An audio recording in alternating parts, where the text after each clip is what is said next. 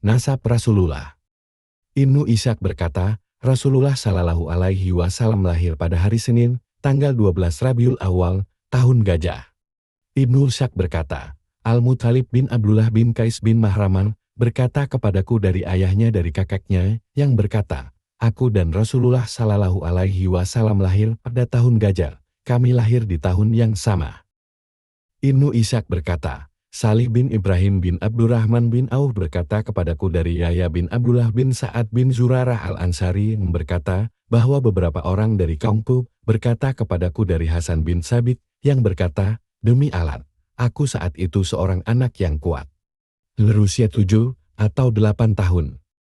Saat itu, aku mendengar seorang Yahudi berteriak dengan suara sangat keras di atas menara di Yatsrib, wahai orang-orang Yahudi.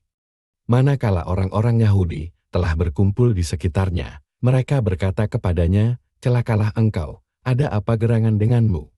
Ia berkata, malam ini telah terbit bintang rahmat yang ia lahir dengannya. Muhammad bin Ishaq berkata, aku bertanya kepada Sa'id bin Abdurrahman bin Hasan bin Sabit, berapa usia Hasan bin Sabit ketika Rasulullah tiba di Madinah?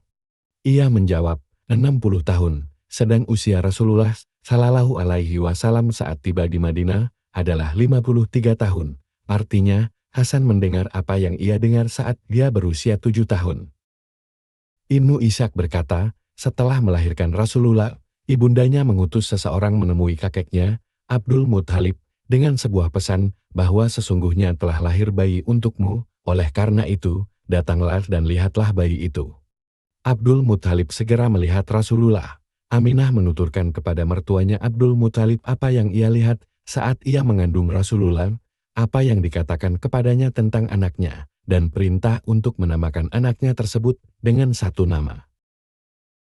Ada yang mengatakan bahwa Abdul Muthalib mengambil Rasulullah dari ibundanya, lalu dia membawanya ke Ka'bah. Abdul Muthalib berdoa dan bersyukur kepada Allah atas segala nikmat yang diberikan kepadanya. Kemudian ia menyerahkan kembalikan Rasulullah kepada ibunya. Dan ia mencarikan ibu susuan untuk Rasulullah.